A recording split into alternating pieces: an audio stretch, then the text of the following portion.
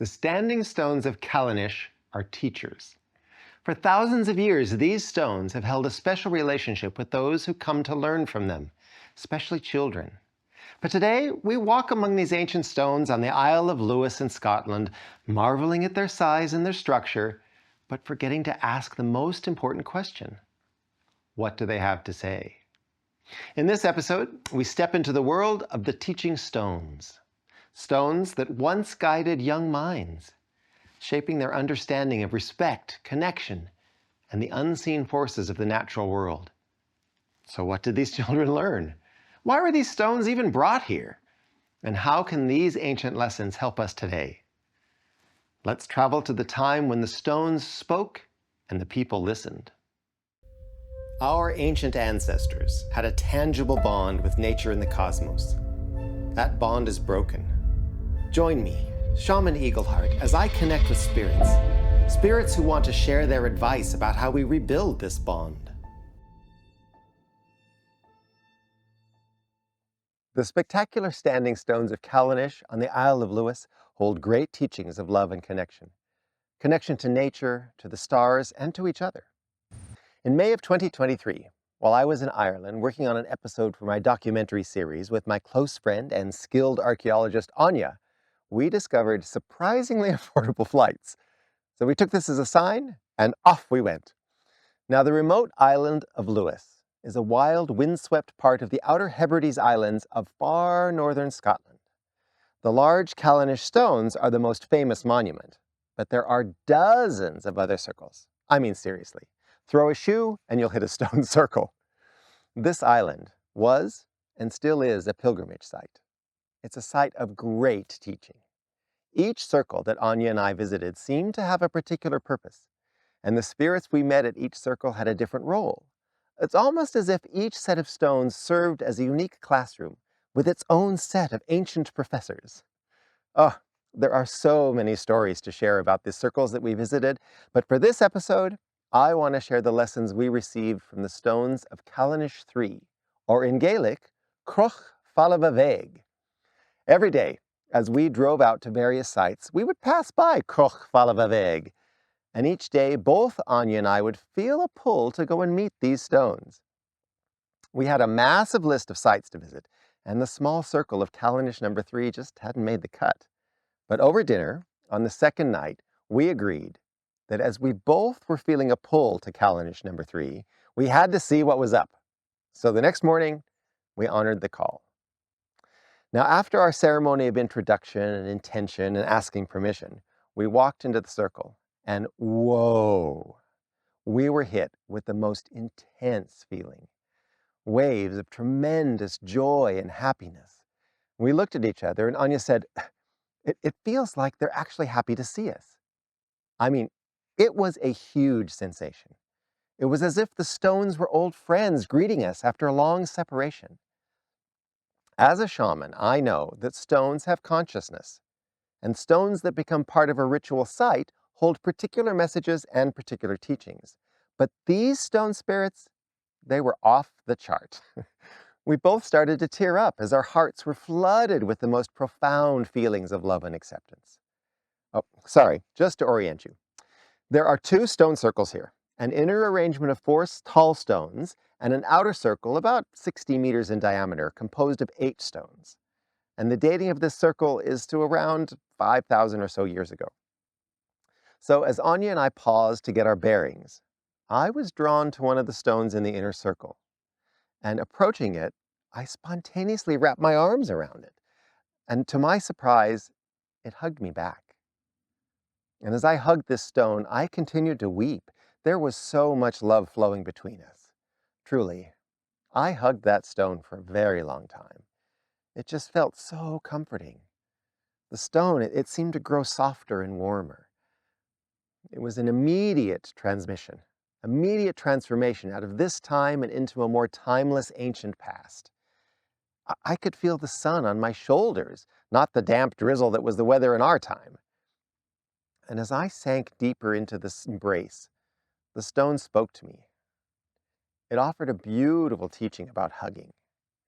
She explained to me that love is the biggest power we have, And our greatest healing gift is to give unconditional acceptance. What I was perceiving as love with this stone was this feeling of absolute acceptance and welcome. The stone said, we can give this to each other, and it's best given without words, through a hug. In the moment of embrace, you know that you have been welcomed and accepted. As I lifted my head to look around, I was completely in the ancient time. Across from me, there was a cluster of maybe about 5 children. They were gathered around another standing stone. Their attention was on an older young person who had his arm around the stone, and the two of them, the stone and this young man, they were teaching the children. As I separated from the hugging stone, there were 2 spirit guides waiting for me, a young woman and a young man. I'm really bad at age, but I'd say they were maybe about 18, 19 or so. They glanced at the children, and the young woman explained that this circle was the place for teaching children how to work with stones and how to converse with them. The young man said that the stones wanted to share their teachings with me. Well, the 2 of them led me over to meet some of the other standing stones. Well, this was another of those tough navigations because in their time, we were traversing a smooth path, paved surface. But in my time, I had to be careful to dodge puddles and stone obstacles. Look, I did okay, but I do wonder what they thought of me, lurching and stumbling while they just walked smoothly on this surface. When we got there, the stones seemed taller than they are now, and they were shiny and clean. Their lines of gray and pink and white were way, way more pronounced. There was no lichen on them, and the veins of crystal were glinting in the sunlight. Some of the stones were decorated with like vines and leather braids tied around them. Anya and I got to spend time with 8 stones in total, each offering a unique lesson. Sharing all 8 lessons with you would make this episode way, way too long, so I'm just going to share 2 more of them. The first stone that they took me to was part of the outer circle. It was on the northern side, and this tall one had offerings around its base, seashells and small smooth stones and crystals, and some little small geometric shapes like circles and stars made of little twigs that were bound together. I looked around and I noticed that lots of the other stones had offerings around them. And the girl explained that this stone taught children how to respect everything. So my 2 guides, they stepped back to leave me space to listen to the stone. The stone explained that its lesson was to teach the children that in order to respect everything, you had to start with finding beauty in everything. The stone said that you have to spend the time to find the beauty. You'll find the beauty because of the way it moves, or the way that it grows, or its pattern and its design. Well, as it happens, I was looking down at the ground when I was listening to the stone. And in my time, there was a black slug crawling through the grass. Now, as I looked at the slug, I took the time to observe. It was the most stunning diamond pattern on its back, a perfect example of the unexpected beauty in all things. Well, the stone explained that once you find the beauty, you can feel the appreciation and the love for that particular being. And once you love, you have respect for it. As soon as I received this teaching, the young man stepped forward and he said, "That's a pretty simple lesson, isn't it? Spend enough time to find the intrinsic beauty in something, and then appreciation of beauty leads to love, and love leads to respect. And when you respect all of creation, you have a bond that connects you to all of nature." I think that's a beautiful and simple way to teach children to develop respect for all of creation. Well, my 2 guiding spirits conferred with each other, and then they agreed that the next lesson was to be the story keeper stone. So the young man said to me, "You have many stories. His crystal veins will hold them." I approached the stone and I placed my forehead against the shimmering crystal pattern. I felt the stone breathe with me, and it said quietly, "Your story is important. You must tell your story." This wise stone explained that every life is a unique series of experiences, and we must tell the stories and share our experience and our lessons. Because if we live our lives but we don't tell the stories, then all that experience is lost. He explained that stones choose to be story keepers. He said, I hold the stories of everyone that has come to this circle for the last 1,000 years. Well, I glanced back at my guides and they said, oh, you don't have to listen to stories now. There are other stones that want to meet you. It's really hard to describe the feelings of connection that we had with these stones. Croch Falavaveg became our favorite circle on the island.